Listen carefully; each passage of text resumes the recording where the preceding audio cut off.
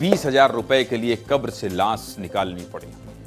सोचिए आप, गरीबी, मजबूरी और आर्थिक तंगी ये सिर्फ शब्द नहीं है, बल्कि वो हकीकत हैं, वो सच्चाई है जो इंसान को अंदर से तोड़ देती हैं, इंसान को अंदर से तोड़ देती हैं। ये हालात किसी भी व्यक्ति को इतना बेबस और परेशान कर देते हैं कि वो ऐसे कदम उठाने पर मजबूर हो जाता है जिनके बारे में वो शायद कभी सोच भी नहीं सकता है। पैसों की तंगी एक गरीब इंसान से क्या क्या करवाती है, आज हम इसी सच्चाई से आपको रूबरू कराएंगे। 20,000 रुपए की कीमत क्या होती है, ये आज आपको बताएंगे। पूरी खबर विस्तार से बता देते हैं।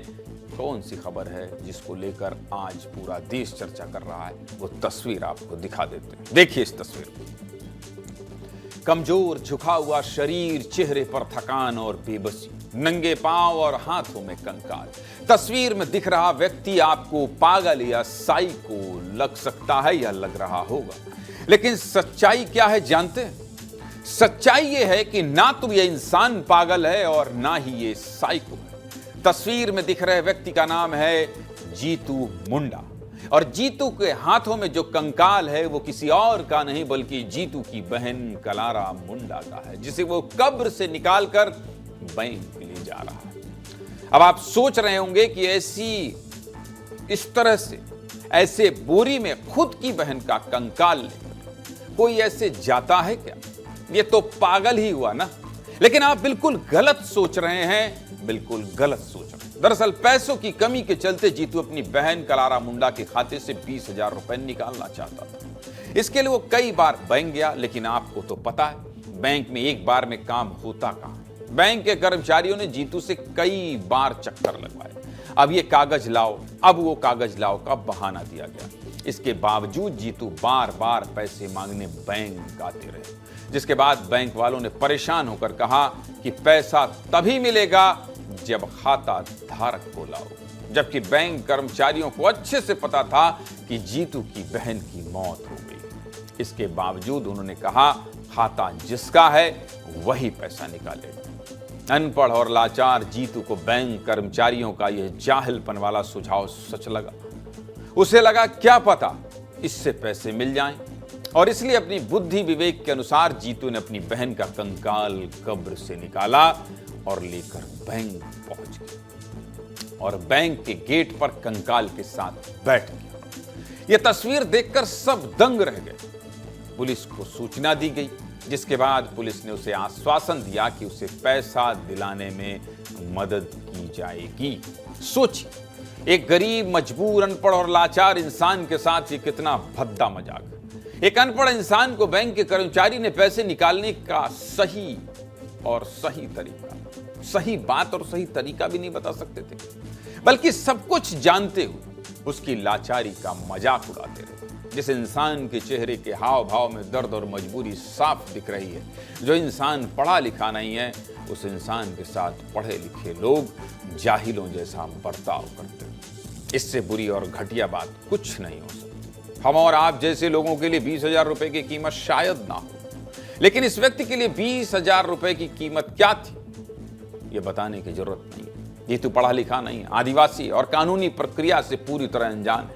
नॉमिनी क्या होता, यह बात जीतू को नहीं पता थी, इसलिए उसे फिलहाल तो पैसे नहीं मिल सकते, लेकिन कानूनी प्रक्रिया से कागजात में थोड़े बहुत बदलाव से जीतू को उसकी बहन का पैसा मिल सकता। चलिए अब आपको बताते हैं, अगर नॉमिनी में किसी का नाम नहीं है लेकिन उससे खून का रिश्ता है, तो फिर पैसा कैसे लिया जा सकता। देखिए ऐसे मामलों में भाई को तुरंत पैसा तो नहीं मिलेगा, क्योंकि बैंक कानून के हिसाब से चलते हैं, और अगर पैसा चाहिए तो इसके लिए सबसे जरूरी है डेथ सर्टिफिकेट, पहचान और रिश्ते का सबूत।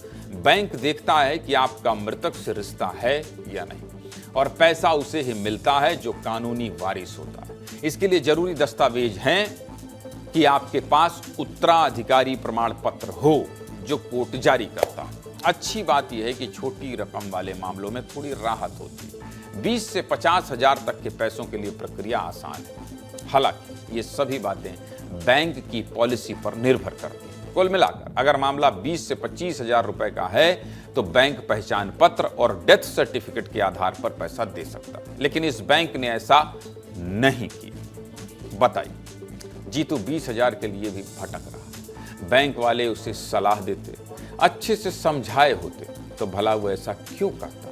आसान भाषा में नॉमिनी वाला खेल तो हमने आपको समझा दिया। अब बैंक मैनेजर का इस मामले पर क्या कहना है सुना भी देते, सुनिए। परिवार का जो सदस्य जिनको क्लेम मिलना है तो उनका लीगल हेयर सर्टिफिकेट जो जिसका मौत हो रहा है हो चुका है उसका लीगल हेयर सर्टिफिकेट चाहिए, सक्सेशन सर्टिफिकेट चाहिए। लीगल हेयर मतलब होता है कि जो उत्तराधिकारी, बंदे का जब मौत हो जाता है तो उसका उत्तराधिकारी कौन रहते हैं। मैं ये जो लीगल हेयर सर्टिफिकेट ये कोर्ट या फिर तहसीलदार देते हैं। लीगल हेयर सर्टिफिकेट भी सर्टिफिकेट में उनका पिताजी का नाम रहता है। उत्तराधिकारी बहुत कोई भाई हो सकते हैं। आधार कार्ड में भी पिताजी का नाम रहता है। इसमें भी बहुत सारा डॉक्यूमेंट्स रहता है जिसमें उत्तराधिकारी प्रूव करा जा सकता है। सिस्टम की वजह से व्यक्ति कितना लाचार हो जाता है, इसकी एक तस्वीर हमने कुछ दिन पहले छत्तीसगढ़ में भी देखी थी। छत्तीसगढ़ के बिलासपुर के रहने वाले तरुण साहू ने करीब 1 साल पहले WS का फ्लैट खरीदा था और रजिस्ट्री में नाम ट्रांसफर के लिए अप्लाई किया था। इसके लिए तरुण ने भी सभी जरूरी दस्तावेज भी जमा कर दिए थे, लेकिन 1 साल बीत जाने के बाद भी काम नहीं हुआ। अधिकारी तरुण को बार बार घुमाते रहे, जिसके बाद तरुण ने बादाम देकर कहा, बादाम खाओ, फाइल याद आ जाएगी। ये वीडियो देश भर में वायरल हुआ था, याद है आपको? नहीं, देखिए। तो इसको खाना और आपको जब याद आ जाए कि आपका फाइल कहाँ पर है, आप मेरे को बता देना, ठीक है। 1 साल से जो मेरे को आप घुमा रही हो कि आपका फाइल पता नहीं कहाँ रखा है करके, पिछले 1 साल से मैडम जो है मुझे परेशान करके रखी है। मेरा फाइल इनको बिल्कुल मिल नहीं रहा है, कहाँ रखी इनको याद नहीं है। चक्कर लगा के थक गया मुझसे ऑफिस का।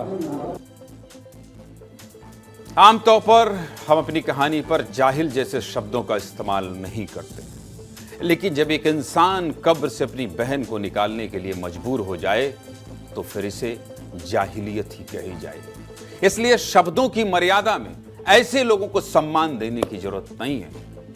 ये जाहिलियत ही है और ऐसी जाहिलियत से लोगों को बचना चाहिए। सीधे मुद्दे की बात यही है कि मान लीजिए हिंदू रीति रिवाज के अनुसार उस महिला का दाह संस्कार किया जा चुका होता तो जीतू मुंडा सबूत कहां से लाता? जरा सोचिएगा जरूर।